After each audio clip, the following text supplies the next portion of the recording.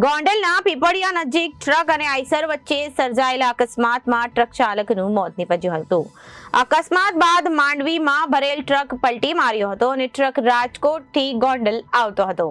Gondal Rajkot national highway પર પીપળિયા નજીક સાંજે ટ્રક તથા ટાટા 407 વચ્ચે અકસ્માત સર્જાતા મગફળી ભરેલો ટ્રક પલટી ખાઈ જતા ટ્રક ચાલકનું દબાઈ જવાથી ઘટના સ્થળે કમકમાટી ભર્યું મોત નીપજ્યું હતું. 6 લેનનું કામ ચાલુ હોય અને અકસ્માતના બનાવના પગલે ટ્રાફિક જામ થવા પામ્યો હતો. સમગ્ર બનાવની જાણ થતા તાલુકા પોલીસ ઘટના સ્થળે દોડી જઈ ટ્રક મૃત ચાલકના મૃતદેહને શિવમ સાર્વજનિક ટ્રસ્ટની એમ્બ્યુલન્સ મારફતે ગોંડલ સિવિલ હોસ્પિટલ ખસેડી ટ્રાફિક ક્લિયર કરાવ્યો હતો.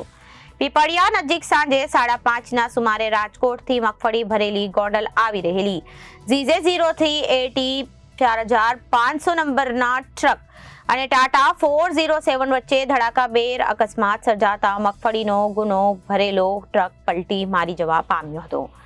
જેમાં ટ્રક ડ્રાઈવર ગોંડલના ભોજરાજપરા કુંભારવાડામાં રહેતા ભૂપતભાઈ ઉર્ફે નિલેશભાઈ પોપટભાઈ ચૌહાણ ઉંમર 47નું ઘટના સ્થળે ગંભીર ઈજાઓને કારણે કમકમાટી ભર્યું મોત નીપજ્યું હતું.